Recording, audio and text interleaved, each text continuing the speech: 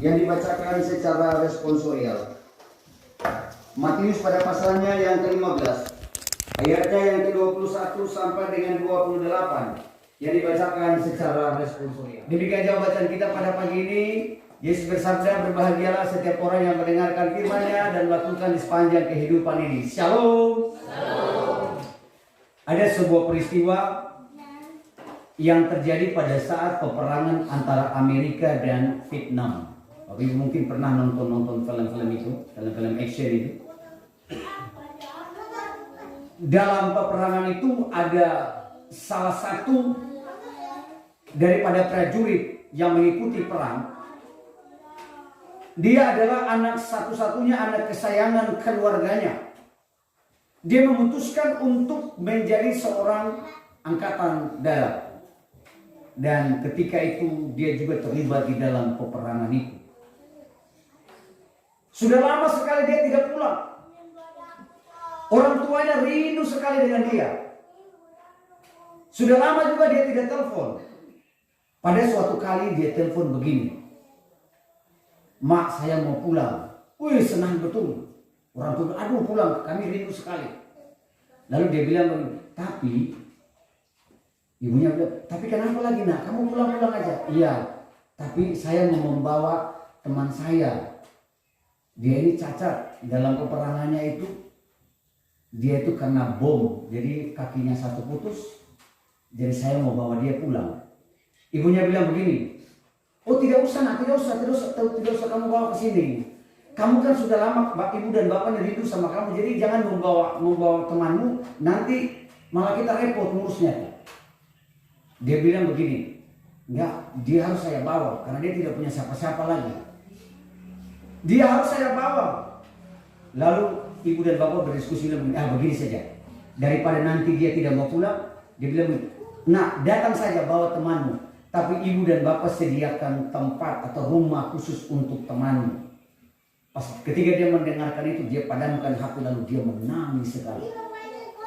Dia menangis terseduh-seduh. Sebab apa? Ternyata yang dia bilang teman itu dia sendiri yang mengalami, bukan temannya.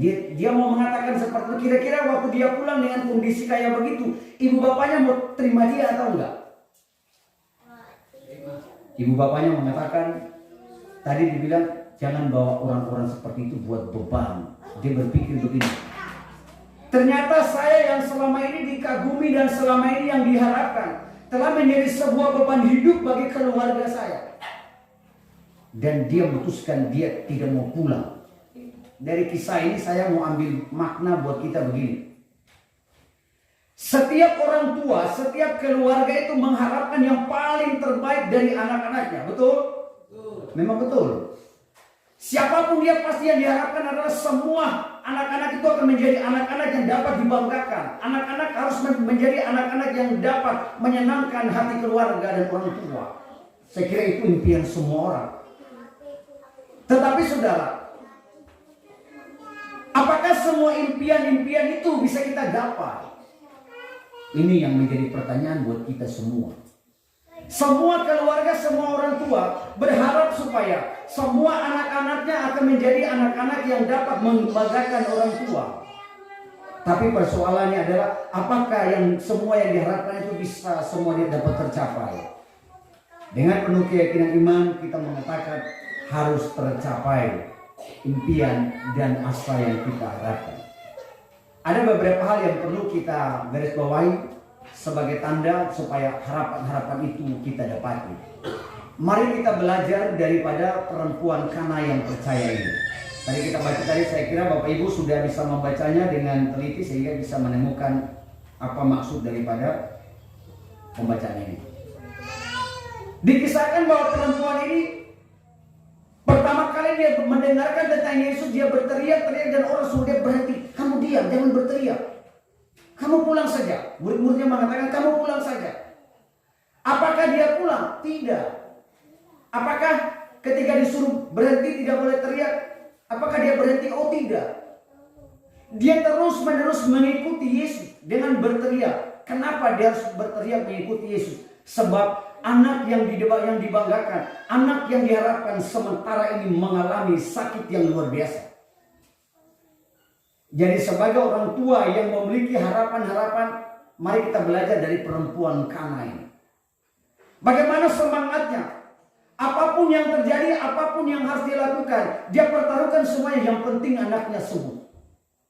Sama dengan kehidupan kita ini, saya kira. Apapun yang mesti kita kerjakan, apapun yang harus kita lakukan, yang penting tujuannya, yang penting anak-anak kita bahagia, betul?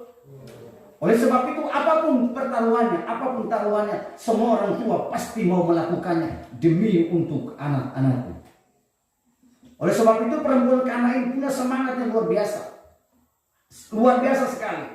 Dalam semangat ini yang mau kita belajar nih. Kalau kita baca ayat yang ke-26 itu. Tetapi perempuan itu mendekat dan menyembah dia sambil berkata, Tuhan, tolonglah aku. Yang pertama, dia mencari. Mendekat berarti dia berjalan, mencari. Yang kedua, begitu dia sudah ketemu orang yang tepat, dia menyembah. Dia menyembah, kemudian dia minta dari itu, tolong aku Tuhan. Ini semangat yang kita belajar begini. Semua kita teristimewa, saya mau kasih tahu loh. Kesuksesan dan keberhasilan anak-anak kita dalam rumah tangga kita bukan melekat pada cuma kepala keluarga yang pandai mencari uang. Saya kasih tahu. Anak-anak kita akan menjadi anak-anak yang dibanggakan, anak-anak yang sukses, bukan melekat pada orang tua yang pandai cari uang. Saya kasih tahu. Tetapi juga terletak pada ibu dan bapak yang pandai berdoa. Ini saya kasih tahu. Jadi bagi kita semua yang sementara ini masih ada dalam sebuah perjuangan untuk menggapai apa yang menjadi harapan kita, saya kasih tahu, uang bukanlah segala-galanya untuk menjamin kesuksesan anak-anak kita. Tidak.